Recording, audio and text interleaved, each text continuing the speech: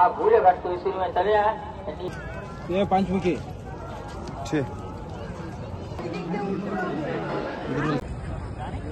Hi hello ನಮಸ್ತೆ welcome back to my channel. ಇವತ್ತಿನ ಈ ವಿಡಿಯೋ ವಿಶೇಷವಾಗಿ ಪುಣ್ಯಕ್ಷೇತ್ರ ದರ್ಶನ ಅಂತಾನೆ ಹೇಳ್ಬೋದು. ಲಾಸ್ಟ್ ಟೈಮ್ ವಿಡಿಯೋದಲ್ಲಿ ನಾನು ಅಪ್ಲೋಡ್ ಮಾಡಿದ್ನಲ್ಲ, ನನ್ನ ಗಂಡ ಕುಂಭಮೇಳಕ್ಕೆ ಹೊರಟಿದ್ದಾರೆ ಅಂತ. ಸೊ ಅದರದ್ದು ಕಂಪ್ಲೀಟ್ ಕ್ಲಿಪ್ಪಿಂಗ್ಸು ಇಲ್ಲಿದೆ. ಗಂಡ ಬಾವ ಹಾಗೂ ಇಬ್ರು ಫ್ರೆಂಡ್ಸ್ ಜೋಶ್ ಅಲ್ಲಿ ಕುಂಭಮೇಳಕ್ಕೆ ಹೊರಟ್ರು. ಪ್ರಯಾಗ್ರಾಜಲ್ಲಿರೋ ಕುಂಭಮೇಳನ ನೋಡ್ಬರೋಣ, ಹಾಗೆ ಆನ್ ದಿ ವೇ ಅಯೋಧ್ಯೆ ಮತ್ತು ಕಾಶಿಗೂ ಹೋಗ್ಬರೋಣ ಅಂತ ಹೊರಟ್ರು. ಇವರು ಹೋಗಿರೋದು ಕಾರಲ್ಲಿ, ಯಾಕಂದ್ರೆ ಈ ಸಲ 4 ಜನ ಡ್ರೈವರ್ಗಳು ಇದ್ದಿರೋದ್ರಿಂದ ಒಬ್ರಿಲ್ಲ ಒಬ್ರು ಡ್ರೈವ್ ಮಾಡ್ಕೊಂಡು ಹೋಗ್ಬೋದು ಅಂತ ಹೊರಟ್ರು. ಹಾಗೆ ಆನ್ ದಿ ವೇಲಿ ಹೋಗ್ತಾ ಇರ್ಬೇಕಾದ್ರೆ ಟ್ರಾಫಿಕ್ ಕಾಮನ್ ಅಲ್ವಾ. ಕುಂಭಮೇಳ ನೋಡೋದಕ್ಕೆ ಎಷ್ಟೋ ಲಕ್ಷಾಂತರ ಮಂದಿ ಬರೋದ್ರಿಂದ ಟ್ರಾಫಿಕ್ ಅಂತೂ ಕಾಮನ್. ಇನ್ನ ವೆಹಿಕಲ್ ಹೋಗಲ್ಲ ಅಂತ ಹೇಳಿದಕ್ಕೆ ಇವರು ಅಲ್ಲಿರೋ ಲೋಕಲ್ ಆಟೋನ ಹಿಡ್ಕೊಂಡು ಹೊರಟ್ರು. ಇದೊಂಥರ ಅವ್ರಿಗೆ ಸೀಸನ್ ಇದ್ದಾಗೆ. ಅವ್ರು ಕೇಳಿದಷ್ಟು ಅಮೌಂಟ್ ನ ಕೊಟ್ಟು ಅದ್ರಲ್ಲಿ ಹತ್ಕೊಂಡು ಹೋಗ್ಲೇಬೇಕು. ಇನ್ನ ಇವರು ಫಸ್ಟ್ ಹೋಗಿರೋದು ಕಾಶಿಗೆ. ಇವರು ಅಲ್ಲಿಗೆ ರೀಚ್ ಆಗೋ ಅಷ್ಟರಲ್ಲಿ ಮಧ್ಯರಾತ್ರಿ ಆಗಿತ್ತು. ಆದ್ರೂನು ಅಲ್ಲಿ ಜನಗಳು ಓಡಾಡ್ತಾನೆ ಇದ್ರು. ಇನ್ನ ಹೋಗಾದ್ಮೇಲೆ ಅಲ್ಲಿನ ಟ್ರೆಡಿಷನಲ್ ಏನಿದೆ ಅದನ್ನ ಹಾಕ್ಲೇಬೇಕಲ್ವಾ. ಸೊ ಹಾಗಾಗಿ ಒಬ್ಬೊಬ್ರು ಒಂದೊಂದು ಪಂಚೆನ ತಗೊಂಡು ದೇವ್ರ ದರ್ಶನಕ್ಕೆ ಅಂತ ಹಾಗೆ ಹೊರಟ್ಬಿಟ್ರು.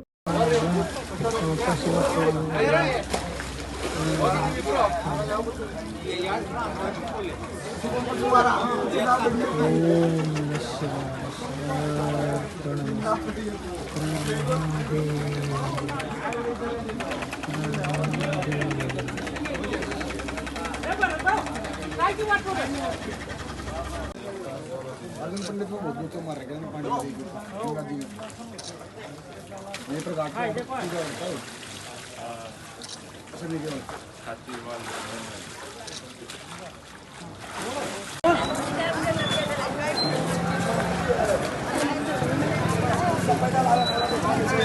श्रीकार बचा ता सार्वन निष्फल जति लाटे चंदनम बिना बिना चंदन का ललाट शोभा नहीं देता. स्नान दान तपो होमो देवता पितृकार बचा ता सर्वनिष्फल लाटे चंदनम बिना बिना चंदन का ललाट शोभा नहीं देता. चंदन लगाकर ही पूजा पाठ टेम्पल के अंदर. स्नान दान तपो हाँ सचिलो नोड़ा इल्ली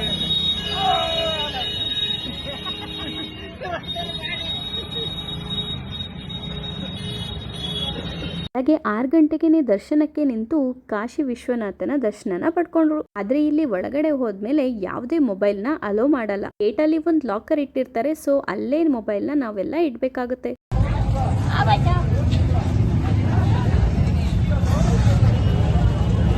ನಮ್ಮ ಕರ್ನಾಟಕಕ್ಕೆ ಹೋಲಿಸಿದ್ರೆ ಅದರ್ ಸ್ಟೇಟ್ ಸ್ವಲ್ಪ ಕಷ್ಟನೇ ಅಂತ ಹೇಳ್ಬೋದು. ಆದ್ರೆ ಹೊರಟ ಮೇಲೆ ಎಲ್ಲಾನು ಅನುಭವ ಮಾಡ್ಕೋಬೇಕು ಅಲ್ವಾ. ಒಂದೊಂದ್ ಜಾಗಕ್ಕೆ ಹೋಗ್ತಿದ್ದಾಗೆ ಒಂದೊಂದ್ ತರ ಅನುಭವ ಸಿಗೋದು ಖಚಿತ ಅಲ್ವಾ. ಇವರು ಗಾಡಿನ ಪಾರ್ಕ್ ಮಾಡಿ ಕಡಿಮೆ ಅಂದ್ರೂ 10 ರಿಂದ 15 ಕಿಲೋಮೀಟರ್ ನಡೆದೇ ಇದ್ದಾರೆ.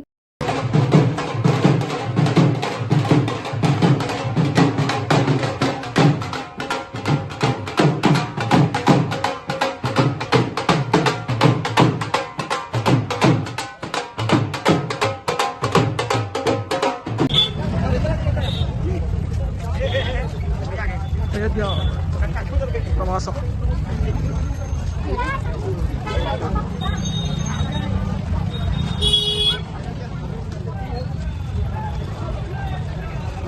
टीम ಮುಂದಿದ್ರು ಅಯ್ಯಪ್ಪ ದೇವರಕೊಂಡು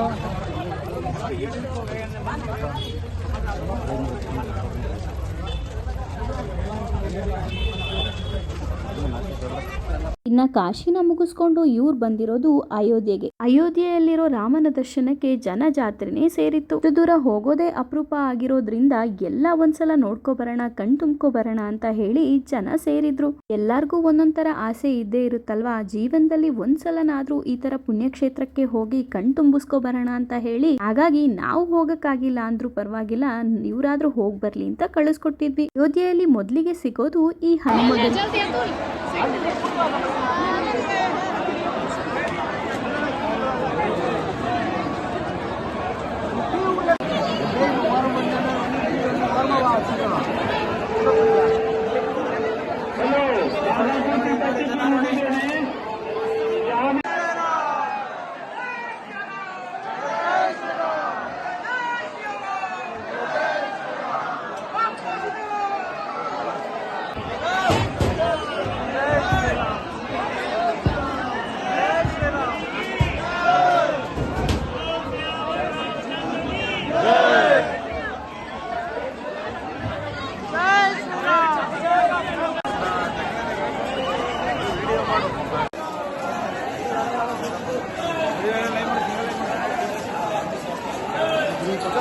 ಈ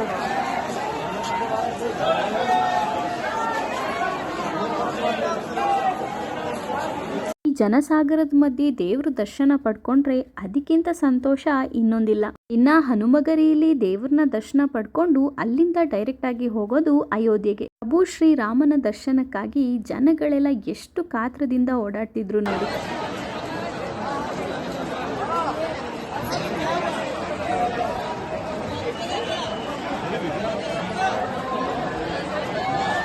ಇನ್ನೂ ಕೆಲಸ ಸುಮಾರು ಇದೆ ಅಂತ. ಹಿಂಗೆ 3-4 ವರ್ಷ ಆಗುತ್ತೆ ಕೆಲಸ ಎಲ್ಲ ರೆಡಿ ಆಗುತ್ತೆ. ಪೂರ್ತಿ ರೆಡಿ ಆಗಿರ್ತೇವೆ ಇನ್ನೊಂದು 5 ವರ್ಷ ಆಗುತ್ತೆ.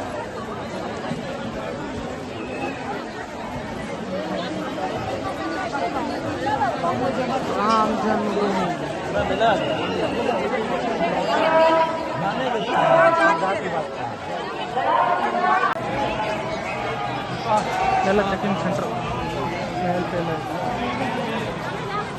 ಒಬ್ಬೊಬ್ರು ಒಂದೊಂದು ಲೈನ್ ಆಗಿ ಶ್ರೀರಾಮನ ದರ್ಶನಕ್ಕೆ ಅಂತ ಹೋಗ್ತಿರ್ತಾರೆ. ಹೋಗ್ಬೇಕಾದ್ರೆ ಮಾತ್ರ ತುಂಬಾನೇ ಜೋಪಾನವಾಗಿ ಹೋಗ್ಬೇಕು, ಯಾಕಂದ್ರೆ ಯಾವ ನುಗ್ಲಲ್ಲಿ ನಮಗೆ ಏನಾಗುತ್ತೆ ಅಂತ ಹೇಳೋಕ್ಕಾಗಲ್ಲ. ಆದ್ರೆ ಎಲ್ಲ ಆ ದೇವ್ರ ಮೇಲೆ ಭಾರ ಇಟ್ಟು ನಾವು ಅವನ ದರ್ಶನಕ್ಕೆ ಅಂತ ಹೋಗ್ಬೇಕು. ಅಯೋಧ್ಯೆಯಲ್ಲಂತೂ ದೇವ್ರು ನಮ್ಮನ್ನ ತುಂಬಾನೇ ಪರೀಕ್ಷೆ ಮಾಡ್ತಾನಂತೆ. 5 ಸೆಕೆಂಡ್ ಆ ದೇವ್ರನ್ನ ಕಣ್ ತುಂಬ್ಕೊಳ್ಳೋಕ್ಕೋಸ್ಕರ ನಾವು 50 ನಿಮಿಷ ಕಾದ್ರೂ ಕಮ್ಮಿನೇ.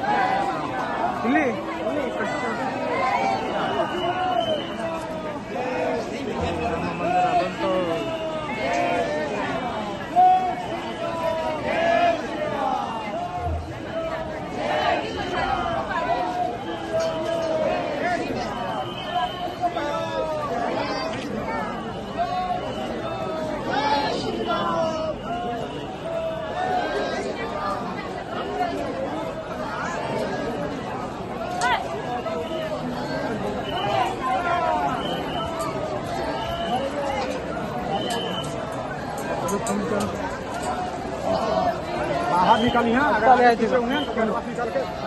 अकड़ काले हाँ एक तक जाओ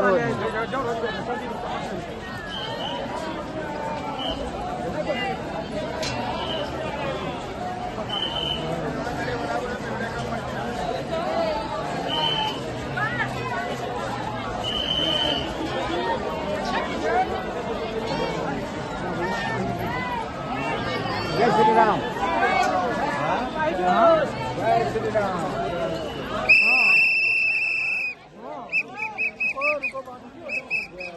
जय श्री राम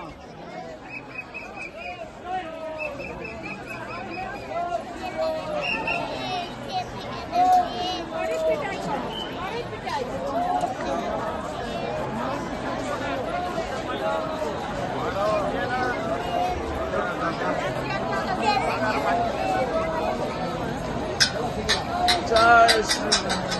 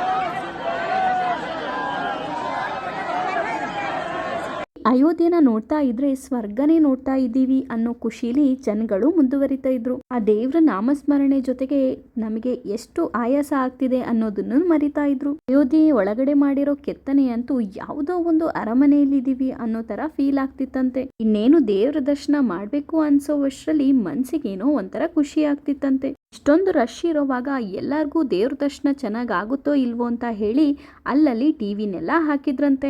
ಆದ್ರೂ ಆ ಟಿವಿಲಿ ನೋಡೋದಕ್ಕಿಂತ ಡೈರೆಕ್ಟ್ ಆಗಿ ನಮ್ ದೇವ್ರ ದರ್ಶನ ಪಡ್ಕೊಂಡ್ರೆ ಅದ್ರಲ್ಲಾಗೋ ಆನಂದನೇ ಬೇರೆ ಅಲ್ವಾ. ಆಗೋ ಈಗೋ ಆ ನೂಕುನುಗ್ಲಲ್ಲೇ ದೇವ್ರ ದರ್ಶನನ ಪಡ್ಕೊಂಡ್ರು.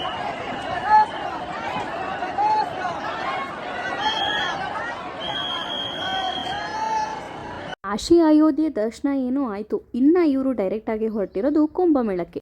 ಕುಂಭಮೇಳ ಪ್ಲೇಸ್ ಹತ್ರ ಬಂತು ಅನ್ನೋವಾಗ ಇವ್ರಿಗೆಲ್ಲ ಒಂಥರ ಖುಷಿ. ಈ ಅಮೃತ ಸ್ನಾನ ಮಾಡೋದು ಅಂದ್ರೆ ಯಾರಿಗ್ ತಾನೇ ಖುಷಿ ಇರಲ್ಲ ಹೇಳಿ. ಇಷ್ಟೆಲ್ಲ ಕಷ್ಟ ಪಟ್ಕೊಂಡು ಇಷ್ಟು ದೂರದಿಂದ ಗಾಡಿ ಓಡಿಸ್ಕೊಂಡು ಬಂದು ಇಲ್ಲಿ ಅಮೃತ ಸ್ನಾನ ಮಾಡ್ತೀವಿ ಅಂದ್ರೆ ಪ್ರತಿಯೊಬ್ಬರಿಗೂ ಖುಷಿ ಆಗೇ ಆಗುತ್ತೆ. ಸಾವಿರಗಟ್ಲೆ ಕಿಲೋಮೀಟರ್ಸ್ ಓಡಿಸೋದು ಅಂದ್ರೆ ಗಾಡಿನ ಸುಮ್ನೆ ಅಲ್ಲ. ಈ ಜೀವನದಲ್ಲಿ ಕಷ್ಟ ಅನ್ನೋದು ಯಾವಾಗ್ಲೂ ಇದ್ದಿದೆ. ಆದ್ರೆ ಆ ಕಷ್ಟದ ಮಧ್ಯೆನೂ ಈ ತರ ಕಷ್ಟ ಪಟ್ಕೊಂಡು ಈ ತರ ಪ್ಲೇಸ್ಗೆ ಬರ್ತೀವಲ್ಲ, ಅದ್ರಲ್ಲಿ ಸಿಗೋ ಆನಂದ ಇನ್ನೊಂದ್ರಲ್ಲಿಲ್ಲ. ಏನೋ ಒಂಥರ ಪಾಸಿಟಿವ್ ಎನರ್ಜಿ ಇಟ್ಕೊಂಡು ಹೊರಟ್ರೆ ಎಲ್ಲಾನು ಒಳ್ಳೇದಾಗುತ್ತೆ. ಇಲ್ಲೂ ಅಷ್ಟೇ ನಮ್ ಓನ್ ವೆಹಿಕಲ್ ಅಲ್ಲಿ ಹೋಗೋದು ತುಂಬಾನೇ ಕಷ್ಟ ಆಗಿತ್ತು. ಸೊ ಹಾಗಾಗಿ ಗಾಡಿನ ಪಾರ್ಕ್ ಮಾಡಿ ಇನ್ನ ಲೋಕಲ್ ವೆಹಿಕಲ್ ಅಲ್ಲಿ ಹೊರಟ್ರು.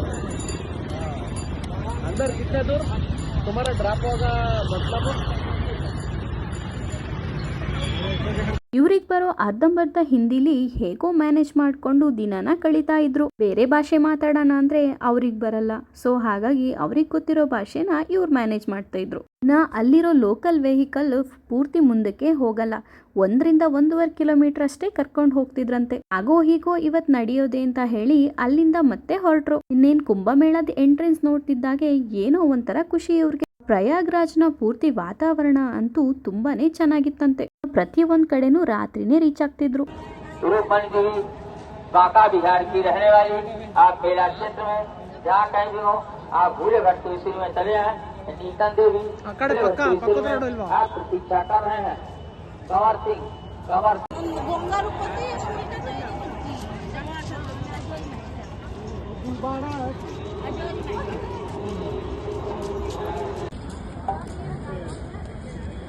ಇವರೆಲ್ಲ ಕುಂಭಮೇಳ ನಡೆಯೋದು ಕೊನೆ ದಿನಗಳಲ್ಲಿ ಹೋಗಿರೋದ್ರಿಂದ ನಾಗ ಸಾಧುಗಳು ಯಾರು ಅಷ್ಟೊಂದು ಕಾಣಕ್ ಸಿಗ್ಲಿಲ್ವಂತೆ.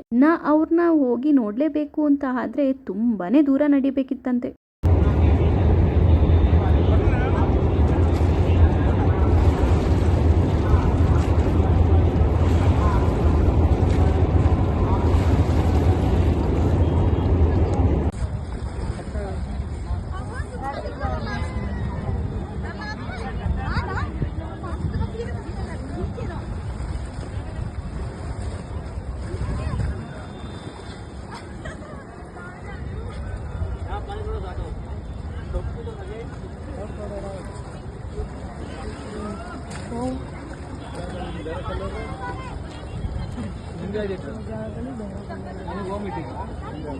महाकाल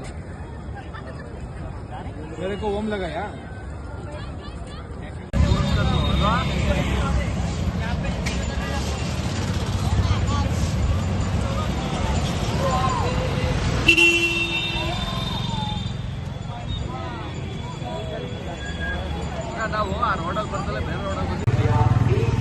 ಸೆಕ್ಟರ್ 3 ನೋಡ್ರ ಸಾಲಿಗಳು ಇಲ್ಲೇ ಇರಬೇಕು.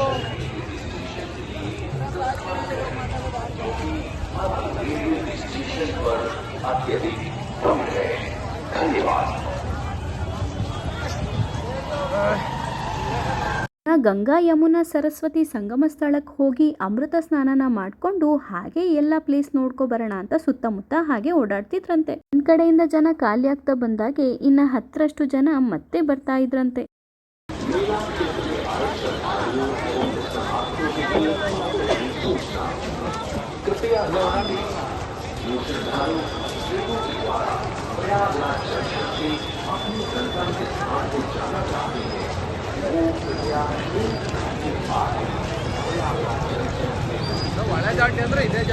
ಈ ಸಲ ಹೋಗ್ಬೇಕಾದ್ರೆ ಅಲ್ಲಿ ಪ್ಯೂರ್ ರುದ್ರಾಕ್ಷಿ ಸಿಗುತ್ತೆ, ಅದನ್ನ ತಗೋಬನ್ನಿ ಅಂತ ನಾನು ಇವ್ರಿಗೆ ಹೇಳಿದ್ದೆ. ಸೊ ಹಾಗಾಗಿ ಅಲ್ಲಿ ರುದ್ರಾಕ್ಷಿನ ಮಾರ್ತಾ ಇದ್ರಂತೆ. ಡೈರೆಕ್ಟ್ ಆಗಿ ನಮ್ಮ ಮುಂದೆನೆ ಒಂದ್ ಬೀಜನ ಕಟ್ ಮಾಡಿ ಅದ್ರೊಳಗಿರೋ ರುದ್ರಾಕ್ಷಿನ ಕೊಡ್ತಾ ಇದ್ರಂತೆ. ಇವರು ತೆಗ್ಸಿದ ರುದ್ರಾಕ್ಷಿಲಿ ಒಂದು ತ್ರಿಮುಖಿ ರುದ್ರಾಕ್ಷಿ ಇತ್ತು, ಹಾಗೆ ಒಂದು ಪಂಚಮುಖಿ ರುದ್ರಾಕ್ಷಿ ಇತ್ತು. ओके इधर नहीं दिखने का, सिर्फ डन करने का। कौन ले जाएगा मेरा 100 का नोट? भाई सेक्टर नंबर 19 यही है कन्नड़ा बाबा इन कर्नाटक किधर है? कर्नाटक का तो आप आगे से फोन दे गया। कौन? अरे गागल फोन कन्नड़ा बाबा फोटो तोड़। अरे दे ले जाएगा एक सामने है, आगे वाले से रास्ते से जाओगे ना, सामने वाली लाइन में उधर में ट्राई कीजिए। फोटो तोड़ ये लीजिए 3 मुखिया ये ಅದೊಂದು 10 ಸೆಕೆಂಡ್ ಮಾಡ್ಕೋಬೇಕು, ನೀನು 1 ನಿಮಿಷ ಮಾಡ್ಕೊಂಡು ಏನ್ ಮಾಡ್ತೀವಿ. ಪ್ರಯಾಗ್ರಾಜಿಲ್ಲರೂ ಕುಂಭಮೇಳನ ಮುಗಿಸ್ಕೊಂಡು ಹಾಗೆ ಬರ್ತಾ ಶಿರಡಿ ಮತ್ತೆ ಶನಿ ಸಿಂಗ್ನಾಪುರ ದೇವಸ್ಥಾನಕ್ಕೂ ಹೋಗ್ ಬಂದ್ರು. ಮೊದ್ಲಿಗೆ ಶಿರಡಿ ಸಾಯಿಬಾಬಾನ ದರ್ಶನ ಮಾಡ್ಕೊಂಡು ಆಮೇಲೆ ಇವ್ರು ಹೋಗಿರೋದು ಶನಿ ಸಿಂಗ್ನಾಪುರ ದೇವಸ್ಥಾನಕ್ಕೆ. ಇಡೀ ಊರಿಗೆ ಕಾವಲಾಗಿರೋ ಈ ದೇವರ ಊರಲ್ಲಿ ಯಾವ ಮನೆಗಳಿಗೂ ಬಾಗ್ಲಿಲ್ವಂತೆ. ಯಾಕಂದ್ರೆ ಇಡೀ ಊರನ್ನ ಕಾಯ್ತಾ ಇರೋದು ಇಲ್ಲಿ ಶ್ರೀ ಶನೀಶ್ವರ ಸ್ವಾಮಿ ದೇವ್ರು. ಹಾಗಾಗಿ ಇವ್ರು ಆ ದೇವ್ರ ದರ್ಶನ ಮಾಡಕ್ಕೆ ಅಂತ ಹೊರಟ್ರು. Oil sale correct.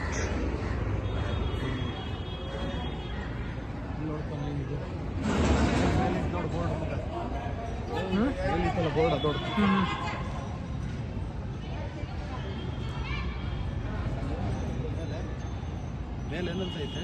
ಇಲ್ಲಿದೆ ಅದು ಅದನ್ನ ನೋಡ್ತಾ ಇರೋದೇ ಏನು ಬ್ಲ್ಯಾಕ್ ಬರುತ್ತೆ. ಮೇಲೆ ಏನಂತ ಇರೋದು ಇಲ್ಲಿ ಮೇಲೆ ಇಲ್ಲಿ ಮೇಲೆ ಅಲ್ಲಿ ಬೋರ್ಡಲ್ಲಿ ನೇಮ್ ಅದೇ ಒಂದು ಸೆಲ್ಫಿ ತಗೊಳ್ಳಿ. ಆ ಬೋರ್ಡ್ ದೇವಸ್ಥಾನ ಏನಂತ ಐತೆ? ಶನಿ ದೇವರು.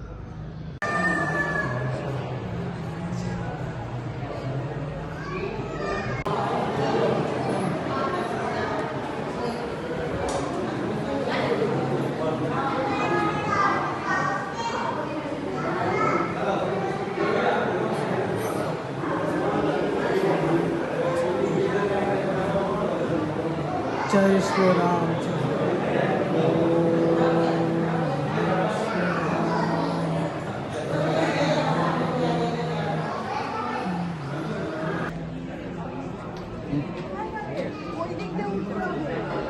सेल्फी ನೋಡಿ ಬಾಸುತ್ತದೆ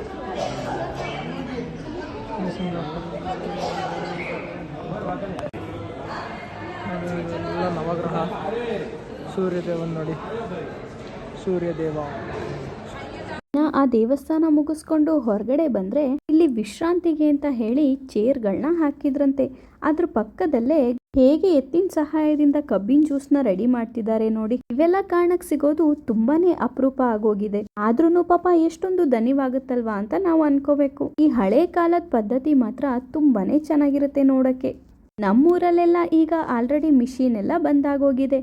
ಆದರೆ ಇಲ್ಲಿ ಈಗಲೂ ಈ ಥರ ಒಂದು ವಿಧಾನನ ಯೂಸ್ ಮಾಡ್ತಿದ್ದಾರೆ ಅಂತ ಅಂದರೆ ತುಂಬಾ ಖುಷಿಯಾಗುತ್ತೆ. ಆದ್ರೆ ಒಂದೇ ಸಲ ಎಲ್ಲರೂ ಜ್ಯೂಸ್ ಬೇಕು ಅಂತ ಏನಾದ್ರೂ ಈ ಅಂಗಡಿಗೆ ಹೋದ್ರೆ ಆ ಎತ್ತು ತುಂಬಾನೇ ಕಷ್ಟಪಡ್ಬೇಕು. ಅದ ಶ್ರಮಕ್ಕೆ ಸರಿಯಾಗಿ ಅದಕ್ಕೆ ಆಹಾರ ಸಿಕ್ಕಿದ್ರೆ ಪರವಾಗಿಲ್ಲ, ಆದ್ರೆ ಅದು ಸಿಕ್ಕಿಲ್ಲ ಅಂದ್ರೆ ತುಂಬಾನೇ ಬೇಜಾರಾಗುತ್ತೆ. ಆದ್ರೆ ಒಂದೊಳ್ಳೆ ವಿಧಾನದಿಂದ ಆ ಮರದ ದಿಬ್ಬೆಯಿಂದ ನಾವು ಆ ಜ್ಯೂಸ್ನ ಕುಡಿದ್ವಿ ಅಂದ್ರೆ ಏನೋ ಒಂಥರ ಆರೋಗ್ಯ ಅನ್ಸುತ್ತೆ. ಈ ತರ ಪ್ಲೇಸ್ ಗಳಲ್ಲಿ ಕೂತಿದ್ರೆ ಅಲ್ಲಿಂದ ಎದ್ದು ಬರಕ್ಕೆ ಯಾರಿಗ್ ತಾನೇ ಮನ್ಸಾಗುತ್ತೆ ಹೇಳಿ.